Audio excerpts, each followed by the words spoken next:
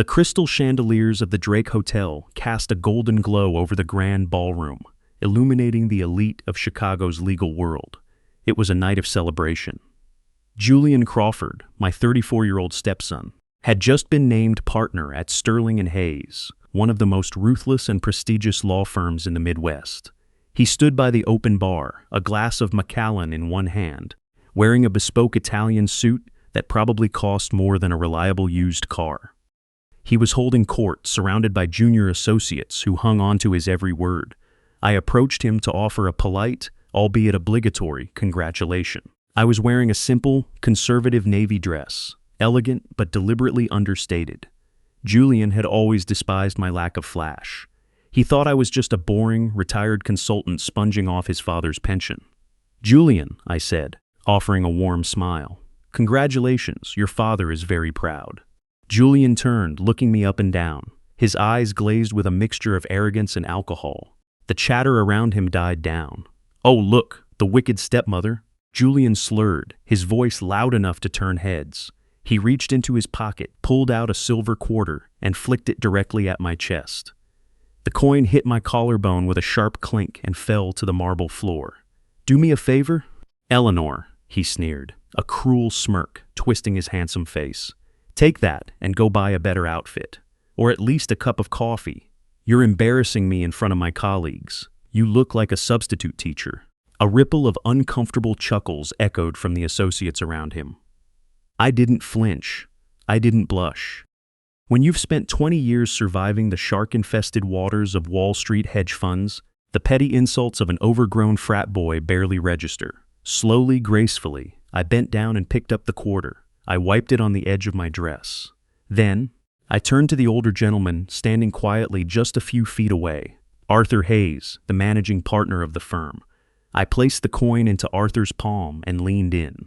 "Fire him," I whispered softly. Arthur's eyes met mine, cold and understanding. Julian laughed, taking another sip of his scotch. He didn't know that quarter had just bought him a one-way ticket to hell. He didn't know that I wasn't just his father's quiet wife. I was the majority shareholder of the very firm he had just bought into. But to understand how we got to this beautiful, catastrophic moment, we have to rewind exactly 3 weeks. It started with a simple tax return. I handle the joint filing for Richard and me. I always have. Richard is a retired executive, a man who loves golf and hates paperwork. I sold my hedge fund 5 years ago and retired to a quiet life of anonymity, shielding my vast wealth in a blind holding company called Vanguard Holdings. Richard knew I was comfortable, but he had no idea I was a billionaire. To him, I was just Eleanor, his second wife, bringing in a modest consulting income. 3 weeks ago, I sat at my mahogany dining table, cross-referencing our joint bank statements for the IRS. I'm a numbers woman. Numbers don't lie. Numbers don't cheat on you. And right there, on line 14 of a supplementary schedule, was a glaring anomaly. A gap, $1.5 million. It wasn't missing from our checking account. It was a sudden, massive liability logged against Richard's name, tied to a bizarre tax penalty code. My heart did a slow, painful thud against my ribs. "What did you do, Richard?" I stared at the blinking cursor on my laptop screen. $1.5 million. Where did it come from? And more importantly, where did it go? Panic is a useless emotion. It clouds judgment and breeds mistakes. When I saw that $1.5 million discrepancy, I allowed myself exactly 60 seconds of shallow breathing. Then the former CEO in me took over. It was a Tuesday morning. Richard was at the Oak Brook Country Club for his weekly 18 holes of golf. He wouldn't be home until at least 3 p.m. I had a 4-hour window. I walked down the hall to Richard's home office. It was a masculine room, smelling of leather and old paper. Usually, I respected his privacy. Marriage, I always believed, required boundaries. But $1.5 million isn't a boundary. It's a breach of trust. I sat at his desk and began a systematic search. I didn't rummage like a jealous wife looking for lipstick on a collar. I operated like a forensic accountant. Top drawers, stationery, pens, golf tees. Middle drawers, old utility bills, manuals. The bottom drawer was locked. Richard thought he was clever, but I knew he kept the spare brass key taped beneath the base of his heavy globe lamp. I reached under, retrieved the key, and unlocked the drawer. Inside were neat manila folders. Most were mundane: car insurance, medical records. But at the very back, shoved behind a thick file of old tax returns, was a blue, unmarked folder. I pulled it out and opened it on the desk. Inside was a stack of bank statements from an account I had never seen before. A private wealth management account at First Chicago Bank. I ran my index finger down the columns of numbers. Most of the activity was small, deposits of a few $100s here and there. Then, I flipped to the statement dated 2 months prior. Wire transfer out. $1,500,000. Recipient, J.C. Escrow and Trust.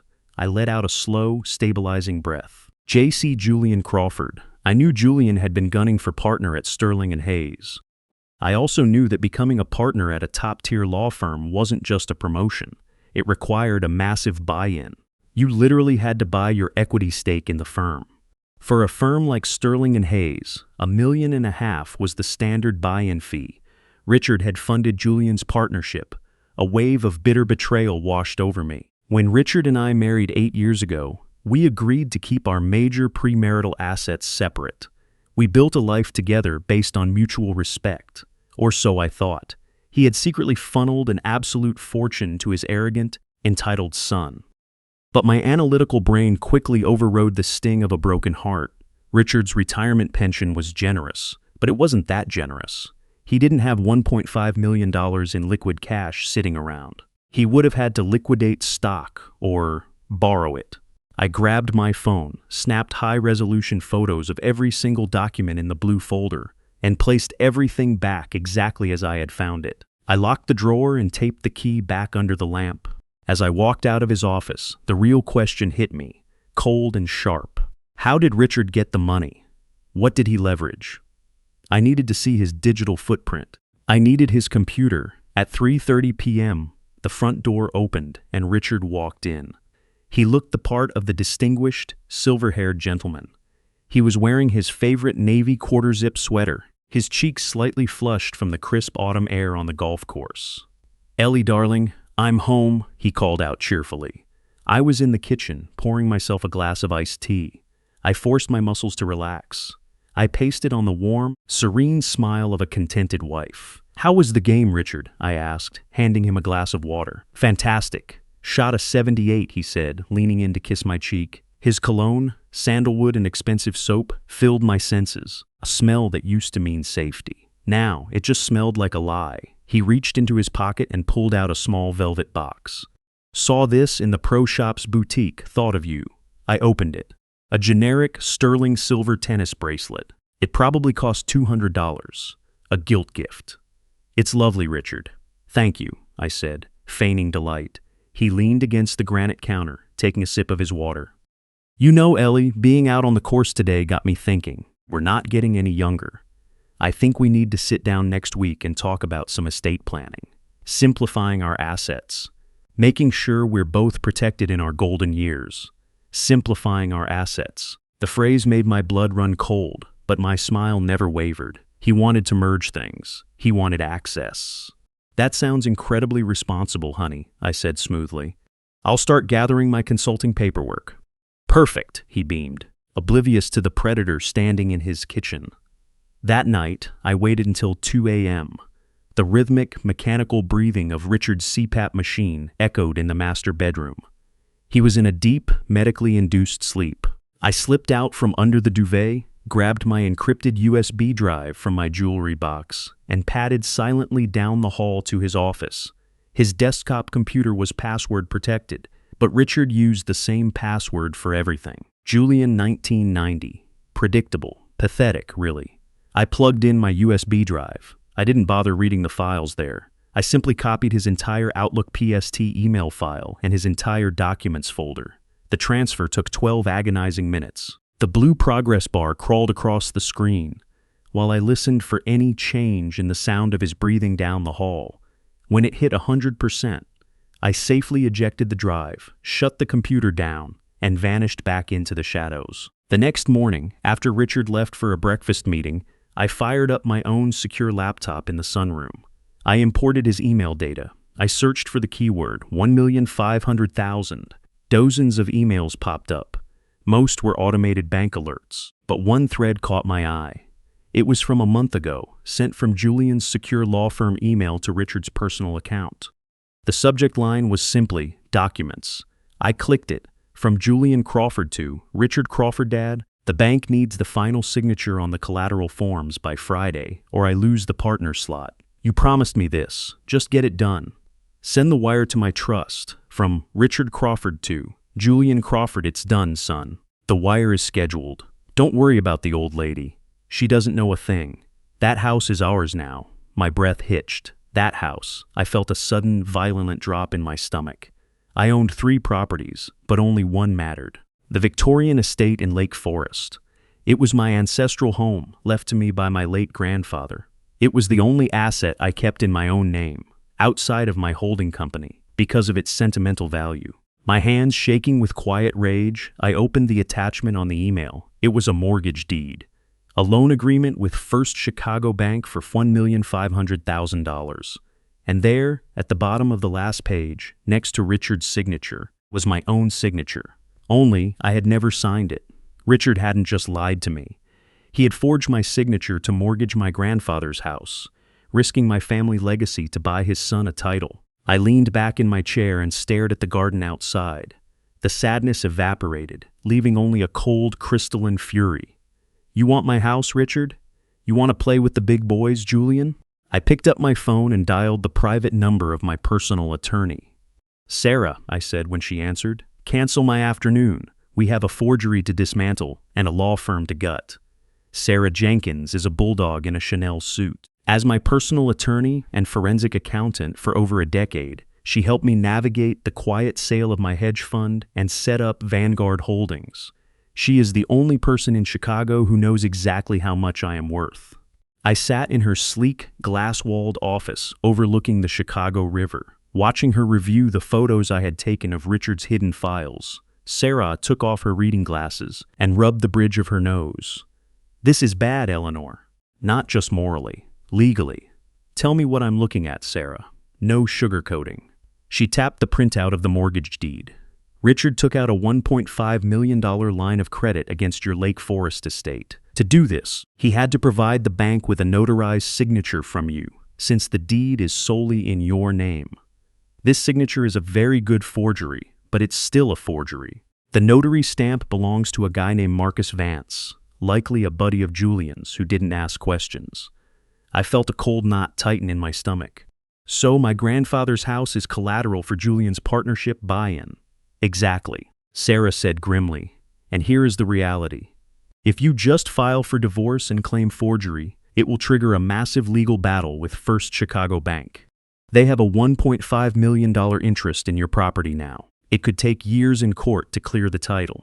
And if Julian catches wind of this, he could declare bankruptcy, leaving the bank to foreclose on your house to recoup their losses. I closed my eyes. Richard hadn't just stolen from me. He had weaponized my family's legacy to elevate his arrogant son. They thought I was a naive, aging housewife who wouldn't notice until she was forced out of her own home.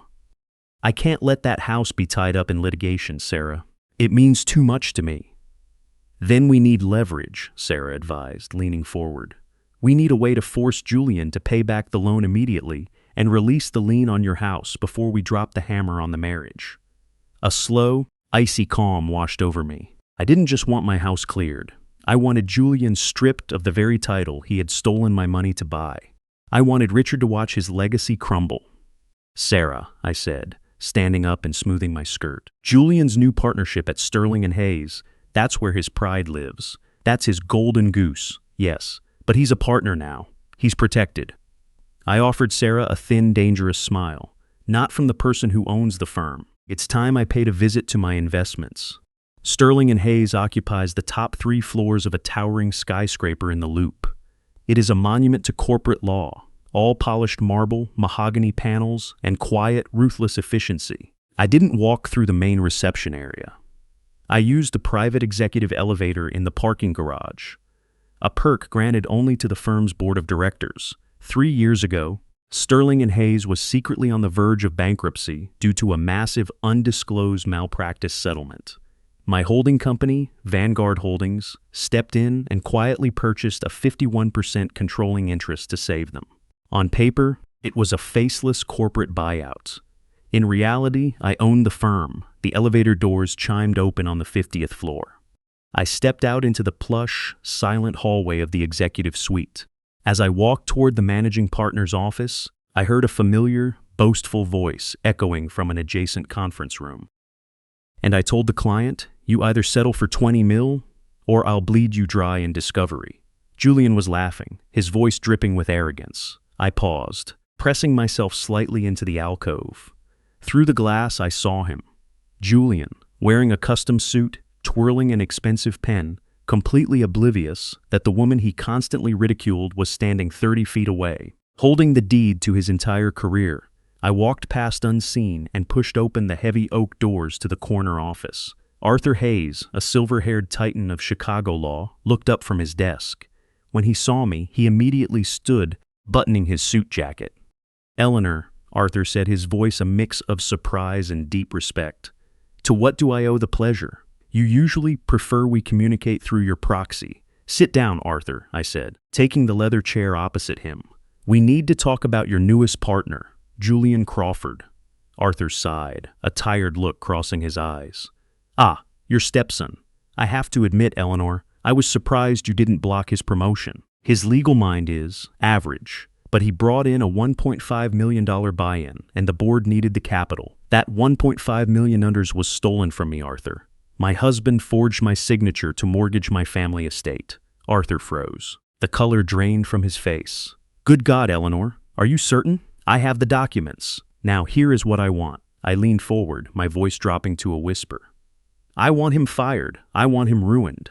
Arthur rubbed his jaw, his legal mind racing.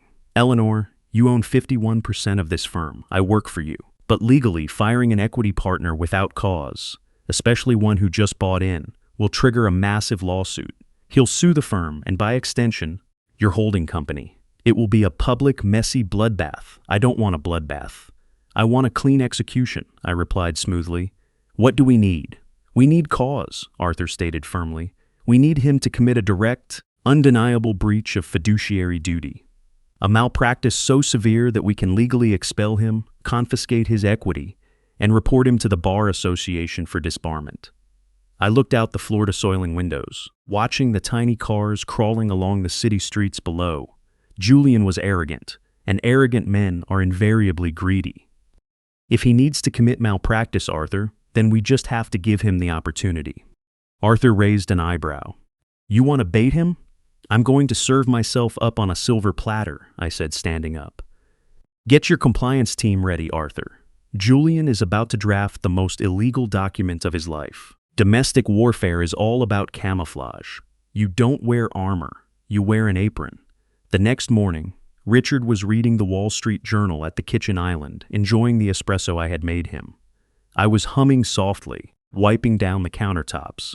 "Honey," I said casually, "I was thinking about what you said yesterday, about estate planning." Richard lowered his newspaper, his eyes brightening. "Oh, that's great, Ellie. I really think it's time we put everything into a joint trust, for our mutual protection." "Well, actually," I hesitated, playing the part of the timid, slightly naive wife perfectly. "I spoke to a woman at my book club. She reminded me that I don't really have any heirs. Julian is a successful lawyer now. He doesn't need my little nest egg." Richard's smile tightened. "Your nest egg? Yes. So, I've decided to leave the bulk of my assets, including the Lake Forest house, to the World Wildlife Fund. I even printed out a draft of my last will and testament to review. I left it on the printer in your office." I watched the muscles in Richard's jaw twitch. He was trying desperately to maintain his composed facade, but I could see the panic flaring behind his eyes.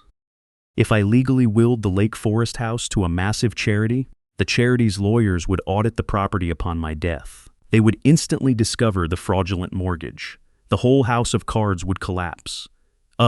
Charity, Ellie? Are you sure that's wise?" he managed to choke out. "Oh, it's just a draft. I'm running to the grocery store to get a brisket for dinner. We can talk about it tonight," I chirped brightly, grabbing my purse and walking out the door. I didn't go to the grocery store. I drove my Volvo 3 blocks down the street, parked under an oak tree, and pulled out my iPad. 2 years ago, when we had a minor break-in, I had a security system installed. What Richard didn't know was that the camera in his home office recorded both video and high-definition audio directly to my cloud server. I opened the live feed on my screen. There was Richard. He was standing by the printer, reading my fake will. His face was pale, his hands shaking slightly. He threw the paper onto his desk and snatched up his cell phone. I turned up the volume on my iPad. "Julian, pick up the damn phone," Richard muttered. A moment later, Julian's voice echoed through the speaker. "Dad, I'm in a meeting. What is it?"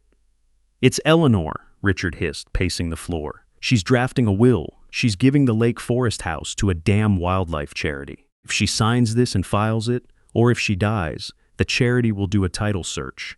They'll find the mortgage we took out. We'll both go to federal prison, Julian." Silence on the other end. Then Julian's voice, cold and arrogant. "Calm down, Dad. She hasn't signed it yet, right?" "No, it's just a draft." "Good. She's an idiot. We just need to outsmart her," Julian said, his voice dripping with condescension. "Invite me over for dinner tomorrow night. I'll draft an irrevocable blind trust. We'll bury the language in legal jargon she can't understand. We'll tell her it's a standard document to lower her tax burden. Once she signs it, control of the house transfers to me immediately. She won't be able to give it away, and the bank stays happy. Is that legal, Julian? Representing her and me without disclosing the conflict?" Julian laughed, a cruel, hollow sound. "Dad, I'm a partner at Sterling and Hayes now. I make the rules. Just get her soft and compliant for tomorrow night. I'll bring the paperwork." I tapped the screen, saving the recording to 3 different encrypted servers. A cold smile touched my lips. Julian had just agreed, on tape, to commit fraud, breach his fiduciary duty, and deceive a client for personal financial gain. He was drafting his own professional death warrant. The brisket was perfectly tender. The red wine was breathing. The dining room was set with my grandmother's fine china. I was playing the role of the perfect, naive hostess, and I was giving an Oscar-worthy performance. Julian arrived at 7 p.m. with his fiancée, Chloe, clinging to his arm. Chloe was 24, an aspiring lifestyle influencer who viewed me the same way one views an outdated piece of furniture. "Eleanor," Julian said smoothly, handing me a cheap bottle of Merlot. "You look comfortable." I glanced down at my sensible cashmere cardigan. "Thank you, Julian. Come in. Both of you. Dinner is nearly ready." Throughout the meal, the conversation was a masterclass in passive aggression. Chloe complained about how small our dining room was compared to their new penthouse, while Julian humble bragged about his new corner office at Sterling and Hayes. "It's a whole different world being a partner, Eleanor," Julian said, taking a bite of brisket. "The power, the equity. Honestly, I don't know how people live paycheck to paycheck, or, relying on a fixed income." He smirked, looking directly at me. Richard chuckled nervously, trying to keep the peace. "Julian works very hard, Ellie. I'm sure he does," I smiled softly, sipping my water. "It takes a lot of effort to secure that kind of position." As dessert, a lemon tart was served. Julian cleared his throat and wiped his mouth with a linen napkin. The act was beginning. "Eleanor, Dad mentioned you were looking into some estate planning," Julian said, his tone shifting to false professional concern. "As a favor to you both, I had my team draw up a standard irrevocable blind trust. It's designed to protect your assets, like the Lake Forest house, from exorbitant inheritance taxes. It's a highly sophisticated vehicle." He pulled a sleek leather folder from his briefcase and slid it across the table. "Oh, Julian, that's so sweet of you," I said, putting a hand to my chest in mock gratitude. "But I wouldn't want to take advantage of your time. Shouldn't I have my own lawyer look at it?" Julian laughed dismissively. "Eleanor, I'm a partner at a top firm. You think a strip mall lawyer is going to understand this level of corporate tax strategy?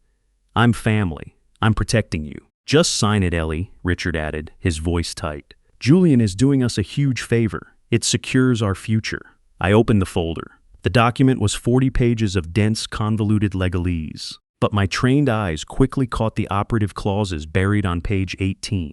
It wasn't a tax shield. It was a complete surrender of asset control. By signing it, I would legally transfer ownership of the Lake Forest house to a shell company controlled by Julian. Wow, this is very thick, I murmured, picking up my glass of red wine. I suppose I just sign at the back? Exactly, Julian said, his eyes gleaming with greedy anticipation. He reached into his pocket and offered me his expensive Mont Blanc pen. I reached for the pen. As my fingers brushed his, I accidentally knocked my wine glass over. The dark red liquid spilled violently across the table, soaking the thick stack of legal documents. Oh no, I'm so clumsy, I gasped, standing up quickly and dabbing at the mess with my napkin.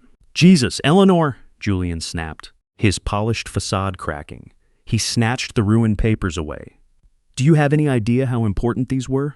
I'm so sorry, Julian, I just slipped, I cried, sounding frantic.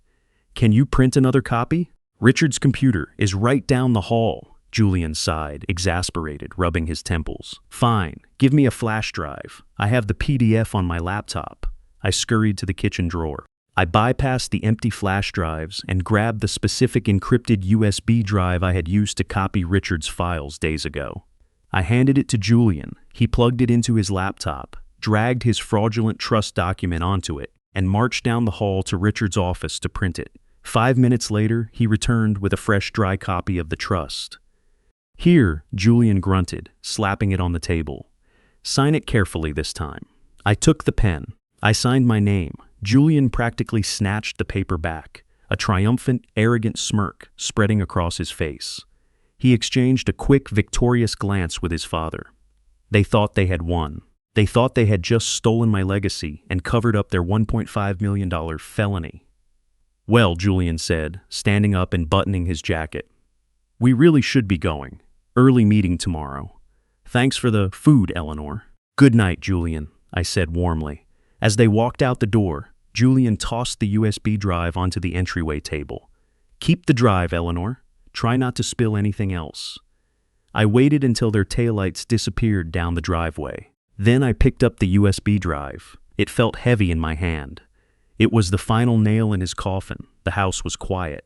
Richard, exhausted from the tension of the evening, had gone to bed early, clutching his copy of the signed trust like a safety blanket. I sat in my darkened sunroom, my secure laptop glowing in front of me. I plugged in the USB drive Julian had used. I wasn't just looking for the trust document.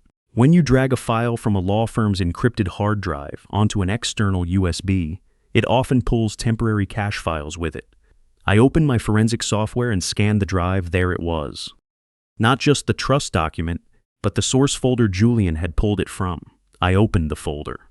Inside were Julian's partnership buy-in documents. I clicked through them, verifying the $1.5 million wire transfer from Richard. But then, I saw a secondary PDF. File name, source of funds verification AH.BFI. Opened it.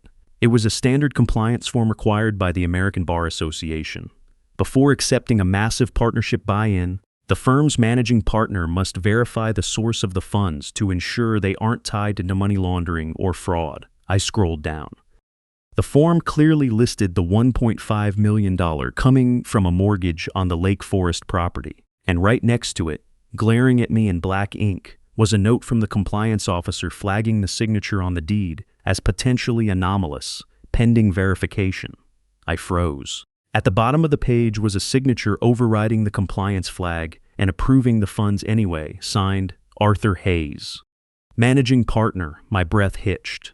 Arthur knew. Arthur Hayes, the man I had installed to run my firm, the man who had feigned shock in his office yesterday, had known about the fraudulent mortgage all along. He had willfully ignored a forgery to secure $1.5 million for his firm. My phone buzzed on the desk. An incoming call from an unknown number. I answered it. Hello? Eleanor, came the smooth, calm voice of Arthur Hayes. I see you're working late. You knew, I said, my voice dangerously low. You signed off on the dirty money, Arthur. You're just as guilty as Julian. A soft chuckle echoed through the phone. Eleanor, please, give me a little more credit than that. I didn't ignore the fraud because I'm greedy. I ignored it because I know who you are. Explain now. 3 weeks ago, when Julian brought in that mortgage deed, I recognized the address. Lake Forest. I knew it was your family home, Arthur explained, his tone entirely professional. I also saw that the notary was fake. I knew your husband and stepson were trying to screw you over. And you let them? I let them trap themselves, Arthur corrected gently. If I had rejected the funds, Julian would have just found another way to get the money. Or Richard would have tried to quietly sell the house from under you. They would have scurried back into the shadows. By approving the funds, I forced Julian to accept the money as a partner. Do you know what happens when a partner at a law firm accepts fraudulent funds? The realization hit me like a freight train. It becomes a federal wire fraud issue, I whispered. And an irrevocable breach of fiduciary duty. Exactly, Arthur said. As an associate, he might have just been fired. As a partner, he carries fiduciary liability. By making him partner, I ensured that when the bomb goes off, he will face federal charges, total bankruptcy, and a lifetime disbarment. I built the gallows, Eleanor. You just had to supply the rope. I stared at the screen, a slow, genuine smile spreading across my face. Arthur wasn't a traitor. He was a master strategist. He had played the long game to protect the firm's true owner. Julian recorded himself tonight, I told Arthur. He admitted to drafting a fraudulent blind trust to cover up the mortgage, and he acted as counsel without disclosing a conflict of interest. Beautiful, Arthur breathed. Then we have him dead to rights. Tomorrow is the partnership celebration gala at the Drake Hotel, I noted. Yes, it is. The entire Chicago legal elite will be there, Arthur said. Bring the documents, Eleanor. Wear something nice. And when the time is right, give me the signal. Good night, Arthur. I hung up the phone. I looked at the USB drive. Then, at the recording on my iPad, Richard and Julian thought they were playing checkers with a bored housewife. They didn't realize they were playing chess with the Grand Master who owned the board. Which brings us back to the grand ballroom of the Drake Hotel. The crystal chandeliers overhead are blinding. The air smells of expensive perfume and aged scotch. Julian stands before me, his face flushed with arrogance and alcohol. The quarter he just flicked at my chest is resting heavy and cold in the palm of my hand. Take that and go buy a better outfit, or at least a cup of coffee. You're embarrassing me in front of my colleagues. You look like a substitute teacher. Julian's cruel words still echo in the silence of the room. The sycophantic junior associates around him chuckle nervously, waiting to see if the dowdy stepmother will cry and run away. I do not cry. I do not run. I turn to Arthur Hayes, standing silently to my right. I place the quarter into his hand. Fire him, I whisper. Julian hears me. He lets out a loud, braying laugh. Fire me? Oh, Eleanor, you really have lost your mind. Arthur is my boss, you pathetic old bat. You can't tell him what to do. Arthur's face remains a mask of stone. He slowly slips the quarter into his suit pocket. He steps forward, placing himself between me and Julian. He taps his champagne glass with a spoon. Clink, clink, clink. The chatter in the ballroom dies instantly. 200 of Chicago's most powerful lawyers, judges, and socialites turn their attention to the managing partner. Ladies and gentlemen, Arthur's voice booms through the room, clear and authoritative. I apologize for the interruption to this evening's festivities, but an urgent matter of firm business has just been brought to my attention. Julian puffs out his chest, smiling proudly, thinking Arthur is about to make a toast to his brilliance. Arthur turns his cold gaze directly on to Julian. Julian Crawford, Arthur states, his voice ringing with absolute finality. Effective immediately, your partnership at Sterling and Hayes is terminated. Your equity is seized. You are fired. The silence in the ballroom is absolute. You could hear a pin drop. Julian's arrogant smile freezes. His brain struggles to process the words. Arthur? What? Is this a joke? Because it's not very funny. It is not a joke, Julian. Building security is currently packing your office into cardboard boxes, Arthur replies, his tone devoid of any sympathy. You are no longer a lawyer at my firm. Richard, who had been chatting with a judge near the buffet, pushes his way through the crowd, his face pale with shock. Arthur, what in God's name is going on here? My son just gave you $1.5 million. Arthur doesn't look at Richard. He steps aside, leaving me standing in the center of the circle. He didn't give me the money, Richard, Arthur says quietly. He gave it to her. Every eye in the room snaps to me, the dowdy, boring stepmother in the sensible navy dress. I think, I say, my voice steady and echoing clearly in the silent room. It's time we talk about my house, boys. For a moment, Julian just stared at me. His handsome, arrogant face contorted into a mask of utter confusion. He looked from me to Arthur, then back again. Your house? Julian scoffed, a nervous, high-pitched laugh escaping his throat. What are you talking about? Arthur, what is this bitch talking about? You can't fire me. I just gave you $1.5 million to buy into this firm. I'm an equity partner. I'll sue you. I'll sue this entire firm into the ground. Richard, sensing the very real danger his son was in, stepped forward. He tried to use his old commanding CEO voice. Ellie, that is enough. You are having an episode. Stop making a scene and let's go home. Arthur, my son is a partner here, and we demand an explanation. I didn't move an inch. I looked at the man I had slept next to for 8 years, feeling nothing but cold indifference. Arthur doesn't have to explain anything to you, Richard, I said smoothly. Because Arthur answers to the board of directors, and the board answers to the majority shareholder. Julian rolled his eyes. What does the majority shareholder have to do with you? You're a retired consultant who buys clothes off the clearance rack. 3 years ago, Arthur's voice cut through the tension, loud enough for the entire ballroom to hear. This firm was quietly acquired by a private equity group called Vanguard Holdings. They own 51% of Sterling and Hayes. Arthur gestured toward me with open respect. Allow me to introduce you to the sole owner and CEO of Vanguard Holdings, Mrs. Eleanor Vance. A collective gasp rippled through the crowd. I saw a federal judge in the front row drop his jaw. Chloe, Julian's fiancée, slowly backed away from him as if he had suddenly caught a contagious disease. Julian's face went chalk white. The glass of Macallan slipped from his hand, shattering on the marble floor. No, Julian whispered, shaking his head. No, that's impossible. You don't have that kind of money. You're just Eleanor. I am a woman who made a fortune on Wall Street while you were still trying to pass the LSATs, Julian, I replied, my voice icy. I just didn't feel the need to wear my bank account on my sleeve like an insecure little boy. I unclasped my small, understated clutch purse. I reached inside and pulled out a folded sheaf of papers. I held them up for Julian and Richard to see. You threatened to sue for your $1.5 million equity, Julian, I said, taking a step toward him. Are you absolutely certain that money belongs to you? I flicked the document open. It was the mortgage deed to the Lake Forest house. Because according to this, I continued, that money belongs to First Chicago Bank, and it was secured by forging my signature on the deed to my family's estate. The word forged hung in the air like a guillotine blade. In a room full of lawyers, uttering that word with a document in hand is the equivalent of dropping a live grenade. Richard's distinguished posture collapsed. He visibly shrank, his eyes darting around the room, realizing that hundreds of his peers, colleagues, and country club friends were watching his destruction. Ellie, please, Richard stammered, holding his hands up in a placating gesture. It's a misunderstanding. It was just a bridge loan. We were going to pay it back. I was protecting my son. You committed felony wire fraud, Richard, I corrected him sharply.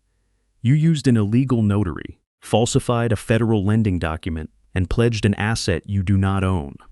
Julian's survival instincts finally kicked in.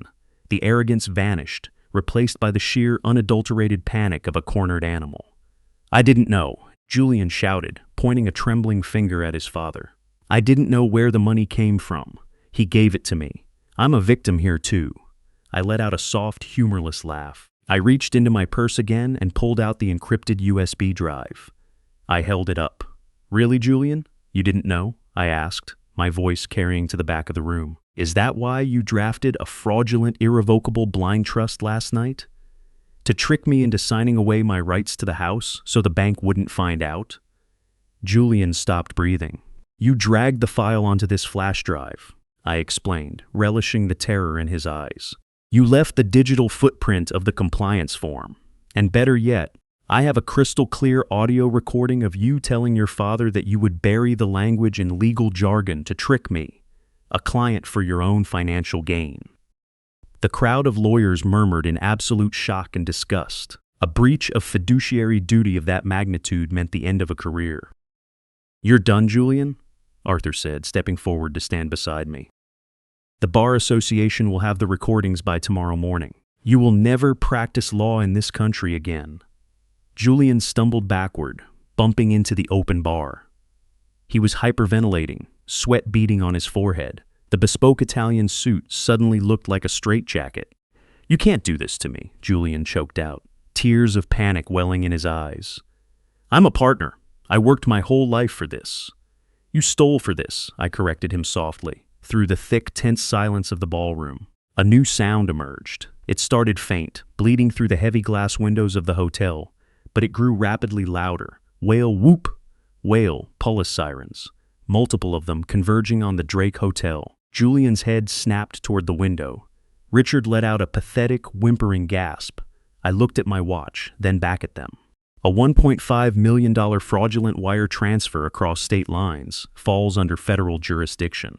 I submitted the evidence to the FBI's Financial Crimes Division at 9:00 a.m. this morning. The blue and red lights of the police cruisers began to reflect off the crystal chandeliers, casting an eerie, flashing glow over the ballroom. Faced with the reality of a federal prison cell, the illusion of the loving Crawford family shattered completely. "It was him!" Richard suddenly screamed, his face red, pointing directly at his son. "Julian made me do it. He said if I didn't get him the money, he would be ruined. He told me he knew a notary who would look the other way. He orchestrated the whole thing. You lying old bastard." Julian roared back, his voice cracking with hysteria. "You're the one who signed her name. You're the one who said she was too stupid to ever check the tax returns. I just needed the money. You ruined my life." They stood there, inches apart, spitting venom at each other. The distinguished CEO and the elite lawyer, reduced to two pathetic criminals throwing each other under the bus to save their own skin. The crowd watched in stunned silence, utterly repulsed. I watched them turn on each other without a single ounce of pity. When you build a relationship on greed, loyalty is the first thing to burn when the fire starts. Richard, realizing that Julian wasn't going to take the fall for him, turned back to me. His eyes were wide with terror. He closed the distance between us and, to the shock of everyone in the room, dropped heavily to his knees. Ellie, please," Richard begged, grabbing the hem of my dress. His face was wet with tears. "I am so sorry. I was foolish. I was weak. But I'm your husband. Please call off the FBI. Tell them it was a marital misunderstanding." I looked down at him. "A misunderstanding is forgetting our anniversary, Richard. Forging my name to steal $1.5 million is a crime." "I'll give you everything," he pleaded, his voice echoing pathetically in the quiet room. "I'll sign over my pension. I won't contest the divorce. I'll give up all my alimony rights. Just please, Ellie, I can't go to prison at my age. I'll die in there." The heavy wooden doors of the grand ballroom suddenly swung open. 4 uniformed Chicago police officers, accompanied by 2 men in plain clothes wearing FBI badges, strode into the room. "Richard and Julian Crawford?" the lead FBI agent called out, his eyes scanning the crowd. Richard sobbed, clinging to my dress. "Please, Ellie, give me a paper. I'll sign anything you want right now. Just save me." I reached into my clutch one last time. I didn't pull out a tissue. I pulled out a perfectly drafted post-nuptial surrender of assets and a divorce petition, pre-signed by my lawyer. I handed him a pen. "Sign it, Richard." Richard's hands were shaking so violently he could barely hold the pen. Kneeling on the cold marble floor, surrounded by the flashing police lights and the disgusted stares of Chicago's elite, he frantically scribbled his signature on the divorce petition and the asset surrender agreement. He didn't read a single line. He just signed away his pension, his savings, and any claim to my properties, trading his entire financial future for a sliver of hope that I would show him mercy. He handed the pen and the papers back to me, looking up with pathetic, tear-filled eyes. "There, Ellie, I signed it all away. I have nothing. Now please, tell them to stop." He gestured desperately toward the approaching FBI agents. I took the papers, carefully checked his signatures, and folded them neatly into my clutch. I looked down at him, my expression completely blank. "I accept your surrender of assets, Richard," I said, my voice steady and devoid of emotion. "But the law does not compromise." Richard froze. "What?" "I am dropping the civil suit for the divorce," I explained softly, making sure he heard every word. But the criminal charges for federal wire fraud? Those belong to the United States government, and I have zero intention of asking them to drop it. You tricked me, Richard gasped, his face twisting in betrayal. No, Richard. I outsmarted you, I corrected him. You played a game with my life. Now you pay the toll. The FBI agents reached us. Richard Crawford? Julian Crawford? The lead agent asked, producing 2 pairs of handcuffs. You are both under arrest for conspiracy to commit wire fraud and federal bank fraud. You have the right to remain silent. No! Wait! Julian shrieked, backing away as an officer grabbed his arm. Arthur, do something. I'm a partner. You are a criminal trespasser, Mr. Crawford, Arthur said coldly. Turning his back on him, the officers yanked Julian's arms behind his back. The sharp click of the handcuffs echoed over the silent crowd. The spoke Italian suit wrinkled under the rough grip of the police. Julian broke down completely, sobbing like a child, his arrogant facade completely shattered. Richard didn't fight.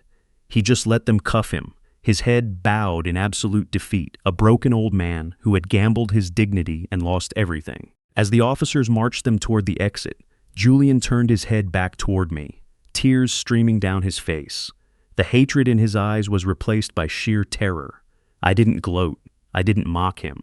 I simply reached over to the cocktail table where Arthur had placed the silver quarter. I picked it up and tossed it lightly toward Julian. It landed on the carpet right by his expensive leather shoes. Keep the change, Julian, I said clearly. You're going to need it for the commissary. The doors of the grand ballroom swung shut behind them. The silence stretched for 3 long seconds. Then a slow, thunderous round of applause broke out from the back of the room, rippling through the crowd of lawyers. I didn't bow. I just turned to Arthur, offered a small smile, and said, Now, Arthur, I believe you have a partnership celebration to host. Drinks are on me. The legal system moves slowly. But when a billionaire with airtight evidence greases the wheels, justice can be remarkably efficient. Over the next few weeks, the fallout was swift and brutal. Julian's disbarment hearing lasted exactly 20 minutes.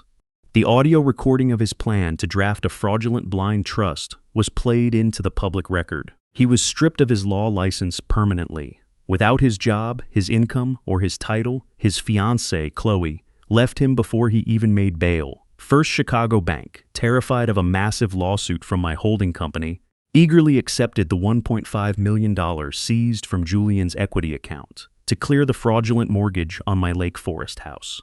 The lien was wiped clean. My grandfather's legacy was safe. Richard tried to fight the divorce agreement he had signed on his knees, claiming he signed it under duress. The judge, who happened to have been in the ballroom that night, threw his motion out in 5 seconds. Richard was left with a microscopic government pension, moving into a cheap, 1-bedroom apartment near the airport while awaiting his federal trial. In the end, a plea deal was reached. Julian, as the primary beneficiary of the fraud, was sentenced to 4 years in a minimum security federal prison. Richard received 3 years of probation and a massive fine, doomed to live out his twilight years in poverty and absolute social disgrace. As for Sterling and Hayes, the firm thrived. Arthur and I used the seized equity to promote 3 brilliant, hard-working female associates who had been constantly passed over by men like Julian. On a crisp Tuesday morning, 3 weeks after the gala, I stood in Julian's former corner office. It had been stripped bare. The expensive art, the arrogant awards all gone. Arthur walked in, handing me a file. The final transfer papers, Eleanor. Your name is completely clear. Thank you. Arthur, I said, looking out the window at the Chicago skyline. You played your part perfectly. It was an honor working with a real shark again. Arthur chuckled. What will you do now? Go back into hiding? No, I replied, feeling a sense of deep, settling peace. I think I'm done hiding. It's time I started enjoying what I built. 6 months later, the spring air in Lake Forest is crisp and sweet, carrying the scent of blooming hydrangeas. I am sitting on the wraparound porch of my Victorian estate, a mug of Earl Grey tea in my hand. The house is quiet, but it's no longer a lonely silence. It's the peaceful silence of a fortress that has been defended and secured. At 58, society often tells women like me that our best years are behind us. They tell us to be quiet, to fade into the background, to let the men handle the heavy lifting. They assume that if we are kind, we must be weak. If we are quiet, we must be ignorant. Richard and Julian made that exact assumption. They saw a middle-aged woman in sensible shoes and thought they saw a victim. They didn't realize that a woman who has survived decades of battles doesn't lose her teeth. She just learns to keep her mouth shut until it's time to bite. I take a sip of my tea, watching the morning sun catch the dew on the grass. I am Eleanor Vance. I am a survivor, a CEO, and the protector of my own destiny. I didn't need a knight in shining armor to save me from the dragons in my life. I just needed my brain, a forensic accountant, and a 25-cent coin. If there is one thing I have learned, it is this. Power isn't about being the loudest person in the room. True power is knowing exactly what you own, knowing exactly what you are worth, and never, ever letting anyone convince you otherwise. I set my mug down, pick up my tablet, and review the morning market reports for Vanguard Holdings. The numbers are green. The future is bright. And my house, my beautiful, quiet house, belongs to no one but me.